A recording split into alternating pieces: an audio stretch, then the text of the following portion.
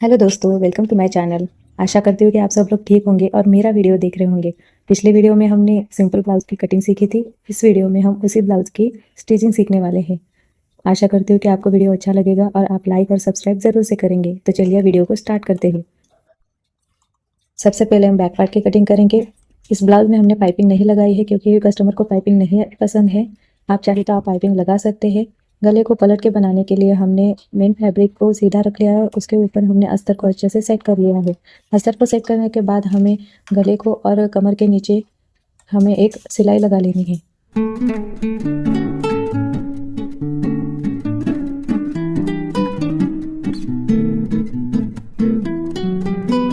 Stitch लगाने के बाद हम गले को काट लेंगे। अब हम कमर की साइड भी स्टिच लगा लेंगे। स्टिच लगाने के बाद अब हम एक्स्ट्रा फैब्रिक को निकाल देंगे। एक्स्ट्रा फैब्रिक को निकाल देने के बाद हम गले की तरफ छोटे छोटे नॉच लगा लेंगे और नॉच लगाने के बाद हम इस तरह से वीडियो में दिखाए गए अनुसार हम गले को पलट लेंगे। ध्यान रखिएगा कि हमें अस्तर के कपड़े को ज़्यादा खींचना नहीं है, हमें सिर्फ मेन फैब्रिक के कपड़े को खींचना है। अगर अस्तर के कपड़े ज़्यादा खींच गया तो फिर बाद में फिटिंग में प्रॉब्लम आ सकती है, क्योंकि अस्तर का कपड़ा खींचने से वो इधर उधर फैल जाता है। अब गले को पलटने के बाद हम उस पर एक पक्की स्टिच लगा लेंगे। ध्यान रखिएगा कि हमें स्टिच लगाते टाइम ज़रा सी भी जल्दबाजी नहीं करनी है, बिल्कुल फिनिशिंग के साथ हमें यह स्टिच लगानी है। बिल्कुल इस तरह से देखिए कितनी फिनिशिंग के साथ हमारा गला बनके तैयार है। इसी तरह हम कमर को भी स्टिच लगा लेंगे और पूरे मेन फैब्रिक को अस्तर से अटैच कर देंगे।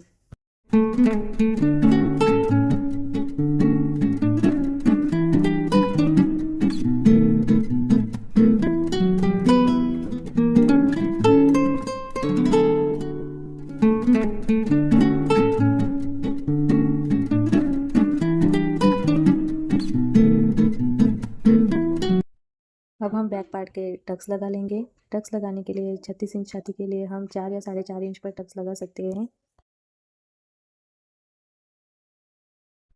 अब हम आगे के पार्ट की स्टिचिंग करेंगे। आगे का गला भी हमें पीछे के गले की तरह ही तैयार करना है। इसके लिए हमें मेन फैब्रिक को सीधा रख के उस पे अस्तर को इस तरह से सेट कर लेना है। अस्तर पे जिस तरह साइड हमने मार्किंग की है उस साइड को हमें नीचे रखना है और गले की तरफ हमें स्टिच कर लेना है। अब गले पर हम इस तरह से नॉच लगा लेंगे और उसके बाद उसे पलट के हम उंगली से उसे प्रेस कर देंगे और फिर उस पे ऊपर एक स्टिच लगा देंगे पक्की वाली। ध्यान दीजिएगा, ये काम हमें जल्दबाजी में नहीं करना है, बहुत फिनिशिंग के साथ करना है। अब हम अस्तर और मेन फैब्रिक को अटैच कर लेंगे और अटैच करने के बाद एक्स्ट्रा फैब्रिक को हम कट कर देंगे। अब हम फ्रंट पार्ट के टक्स लगाएंगे। ध्यान से देखिएगा, जो हमने कटिंग करते टाइम टक्स की मार्किंग की थी उसी मार्किंग के हमें चारों टक्स लगाने हैं, वो भी बहुत ध्यान से। एक भी टक्स इधर उधर नहीं होना चाहिए। जो हमने मार्किंग की है उसी मार्किंग पे हमें टक्स लगाना है, ना कुछ ज़्यादा ना कुछ कम। दोस्तों, बस्ट का उभार अच्छे से आने के लिए हमें टक्स अच्छे से लगाना आना चाहिए, इसीलिए आपको थोड़ी सी भी जल्दबाजी नहीं करनी है। जो हमने मार्किंग की है वो दोनों साइड की मार्किंग मिला के आपको अच्छे से चारों टक्स लगा लेने हैं ध्यान से। सभी टक्स पर हमें डबल सिलाई लगानी है ताकि वो खुले नहीं, ठीक है। और सिर्फ टक्स पर नहीं, सारे ब्लाउज में हमें जहाँ जहाँ जॉइंट है वहाँ पर आपको डबल सिलाई ही लगानी है।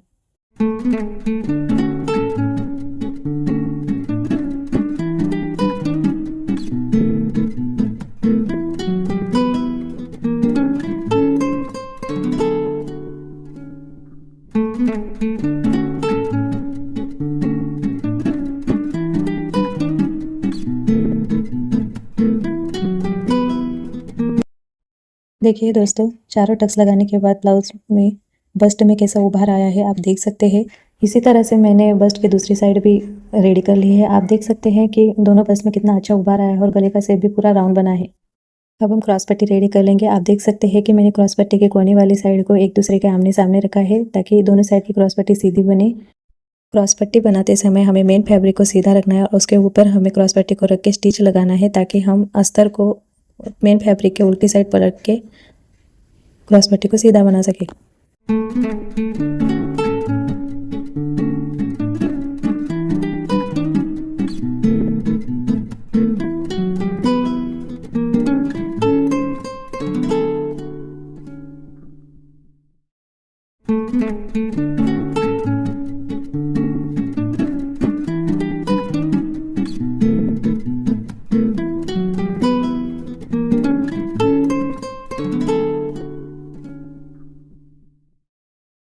इस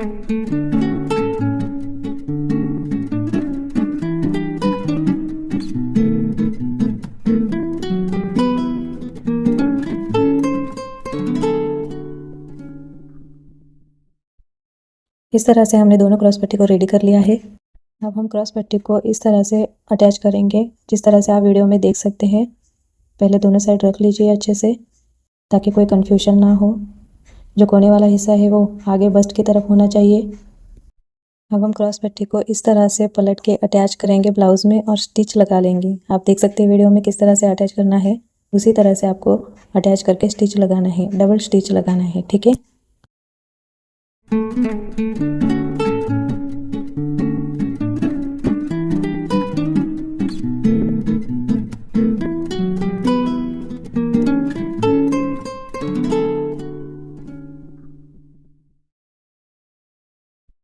इस तरह से हमने दोनों पार्ट में क्रॉस पट्टी अटैच कर ली है। अब हम हुक और आई की पट्टी लगाएंगे। उससे पहले हमें ये चेक कर लेना है कि दोनों पार्ट हमारे एक जैसे बने हैं या नहीं। अगर नहीं तो आपको किस तरह से इसे कम या ज़्यादा करना है। आप देख सकते हैं जो ज़्यादा पार्ट होगा वो जितना ज़्यादा है उसको आपको ऐसे स्टिच लगा के कम कर देना है। अब हम हुक और आई की पट्टी लगाएंगे। आई की पट्टी हो गई हमारी 2 इंच और हुक की पट्टी हो गई हमारी 1.25 इंच। हुक पट्टी को हमें इस तरह से 1/4 इंच पर फोल्ड करके एक स्टिच लगा लेनी है। हुक पट्टी को आपको ब्लाउज के राइट साइड लगाना है। आप देख सकते हैं राइट साइड में आपको हुक पट्टी को ऊपर रख के इस तरह से फोल्ड कर लेना है और 1/4 इंच की सिलाई लगा लेनी है। और ऊपर की साइड भी आपको इस तरह से कट करके अच्छे से फोल्ड कर लेना है, ताकि क्योंकि हमारे ब्लाउज में पाइपिंग नहीं है इसीलिए हमें फिनिशिंग के साथ इस पट्टी को अटैच करना है। अब हम इस पट्टी को पीछे की साइड पलट के स्टिच लगा लेंगे।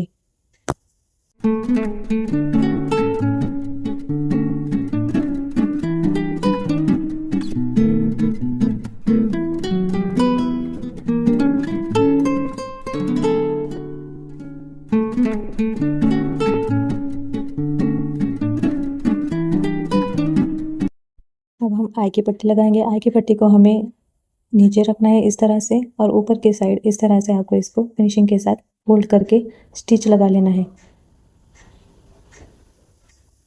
और आपको आगे की साइड भी इसी तरह से आपको ऊपर की तरफ फोल्ड करके स्टिच लगा लेना है। स्टिच लगाने के बाद आपको इस तरह से ऊपर की साइड फोल्ड करके यहाँ पर और एक स्टिच लगा लेनी है।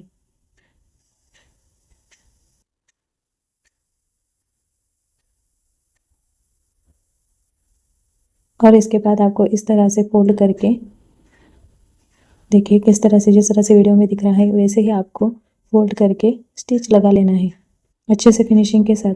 अगर आपको हाथों से आई बनाना है तो आप पक्की वाली टिप लगाइएगा। मुझे मशीन का आई बनाना है इसीलिए मैंने इसमें कच्ची सिलाई लगाई 5 नंबर की। अब हम स्लीव्स रेडी कर लेंगे। स्लीव्स के लिए जो मेन फैब्रिक है वो दोनों साइड हमारा थोड़ा थोड़ा कम आ रहा है, इसीलिए हमें दोनों तरफ जॉइंट देना पड़ेगा। स्लीव्स को जॉइंट देने के लिए हमारे पास बहुत ही कम फैब्रिक बचा है, हमें उसी में एडजस्ट करना पड़ेगा। आप देख सकते हैं कि स्लीव्स के लिए नीचे की साइड तो थोड़ा कम ज़्यादा चल जाएगा, लेकिन ऊपर की साइड जो हमने मार्जिन दिया है उसी में मेन फैब्रिक इस तरह से हमें स्लीव में जॉइंट दे देना है और दोनों स्लीव्स अच्छे से रेडी कर लेनी है। नॉर्मली हम स्लीव्स को रेडी करते टाइम मेन फैब्रिक को सीधा रख के उस पर अस्तर रख के फिर स्टिच लगा के उसको नीचे पलट देते हैं, लेकिन ये कटवर्क वाला ब्लाउज़ है हमारा, इसीलिए हम अस्तर को नीचे से 1/4 इंच फोल्ड करके स्टिच लगा लेंगे और उसके बाद हम मेन फैब्रिक के उल्टी साइड उसे रख कर उसे मेन फैब्रिक से अटैच करेंगे।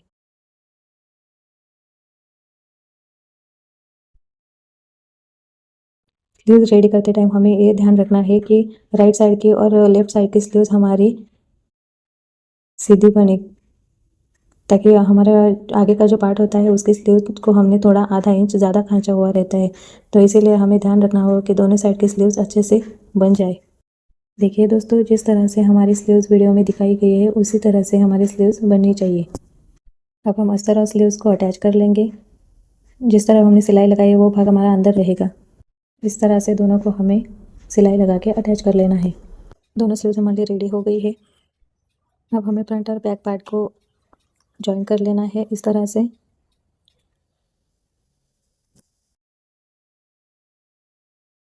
जहाँ पे हमने शोल्डर जॉइन किया है वहाँ पे एक कोना बाहर निकला है, उसे हमें एक जैसा काट के एक जैसा कर लेना है दोनों तरफ। अब स्लीव्स को अटैच करने से पहले हमें दोनों पल्ले को चेक कर लेना है कि वो एक जैसे है या नहीं। देखिए हमारा आगे का पल्ला थोड़ा सा आधा इंच ज़्यादा आ रहा है, तो इसे हम किस तरह से कम करेंगे। हम क्रॉस पट्टी और ऊपर के पार्ट को जहाँ जॉइंट किए हैं वहाँ पे हम उसको थोड़े ऊपर सिलाई लगा के उसको कम कर देंगे, काटना नहीं है हमें। देखिए दोस्तों, इस तरह से हमने दोनों तरफ की साइड को एक जैसा बना लिया है। अब हम स्लीव्स को अटैच करेंगे। स्लीव्स को अटैच करने के लिए स्लीव्स का जो खांचा हुआ भाग होता है वो हमें आगे की तरफ लेना होता है, और जो बड़ा वाला भाग होता है वो हमें पीछे की साइड लेना होता है। तो देखिए इस तरह से हम स्लीव्स को सेंटर में रख देंगे शोल्डर के ऊपर, और इस तरह से हम उसे एक साइड अटैच कर लेंगे। देखिए दोस्तों, आपको बिल्कुल भी जल्दबाजी नहीं करनी है। आपको आराम आराम से स्लीव्स को अच्छे से अटैच करना है, ताकि बीच में कोई चुन्नट या फिर नीचे का कपड़ा सिलाई के बीच में ना आए। इस तरह से आपको फिर स्लीव्स को पलट के उसी के ऊपर आपको सिलाई लगाते हुए दूसरी तरफ की स्लीव्स पे आपको अटैच कर लेनी है।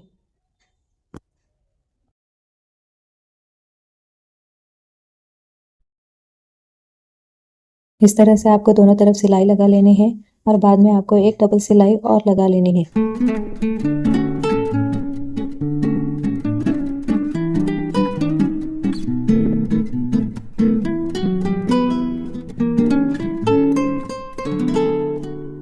देखिए दोस्तों, ये स्लीव हमारे अटैच हो चुके हैं। इसी तरह हम दूसरी तरफ की स्लीव भी अटैच कर लेंगे।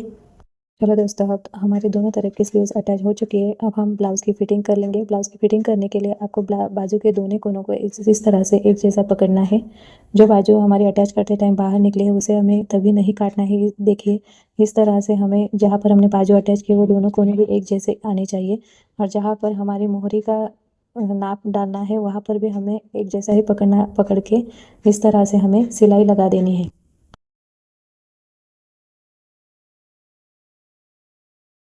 और जो एक्स्ट्रा कपड़ा बाहर की तरफ बचा है उसे हमें कट कर लेना है।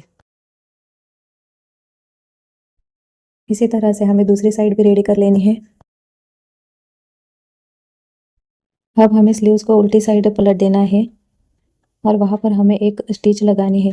इस तरह से फिटिंग करने से क्या होता है दोस्तों, जो नए टेलर्स होते हैं जिनके पास ओवरलॉक का मशीन नहीं होता है उनको ओवरलॉक करने की ज़रूरत नहीं पड़ती है। नए टेलर्स के जो पुराने टेलर्स हैं उनको भी इस तरह फिटिंग करने से ओवरलॉक करने की ज़रूरत नहीं पड़ती है। तो देखिए इस तरह से हमें स्टिच लगा लेनी है। तो चलिए दोस्तों, अब हम ब्लाउज़ की पूरी फिटिंग कर लेते हैं। मोहरी का नाप था हमारा 5.5 इंच, तो हम 5.5 इंच पर निशान लगा लेंगे, और एक निशान लगाएंगे हम कैप हाइट की तरफ। देखिए जिस तरह से मैंने नापा है उसी तरह से आपको इस सिलाई तक नापना है। हमारा आ रहा है 7 इंच, वही नाप हमें नीचे की बाजू पर फिटिंग के लिए डालना है।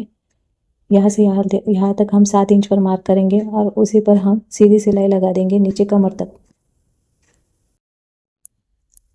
तो देखिए दोस्तों, इस तरह से हमने नीचे कमर तक पूरी सिलाई लगा ली है, और ये सिलाई हमने दोनों तरफ लगा ली है। तो चलिए हम कमर का नाप लेते हैं। कमर थी हमारी 31.5 इंच, तो देखते हैं कि कितना आ रहा है।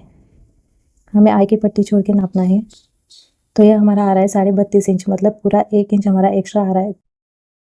तो हमें 1 इंच का फिटिंग और करना पड़ेगा। इसका मतलब दोनों तरफ हमें आधा आधा इंच फिटिंग और करनी है। तो हम पाव इंच पर एक सिलाई लगा लेते हैं। पाव इंच पर लगाई मतलब ऊपर पाव इंच दबेगा और नीचे पाव इंच दबेगा, तो वो आधा इंच हो जाएगा। और ये सिलाई हमें सिर्फ छाती तक ही लगानी है, आर्म होल तक स्लीव्स में नहीं लगानी है। सिलाई लगाने के बाद हम फिर से कमर नाप लेते हैं। तो देखिए दोस्तों, कमर हमारा आ रहा है 31.5 इंच, जो कि बराबर आ रहा है। इस तरह से हमने हमारे ब्लाउज़ की फिटिंग पूरी कर ली है। तो देखिए दोस्तों, हमारे ब्लाउज़ की स्टिचिंग पूरी हो चुकी है। आशा करती हूँ कि आपको ये स्टिचिंग समझ में आई होगी। आप देख सकते हैं वीडियो में कि ब्लाउज़ कितना फिनिशिंग के साथ बना है। फर्स्ट में भी वो बाहर देख सकते हैं आप। आशा करती हूँ कि आप मेरे वीडियो को लाइक और सब्सक्राइब ज़रूर करेंगे, और शेयर ज़रूर करेंगे। Thank you for watching. Bye bye.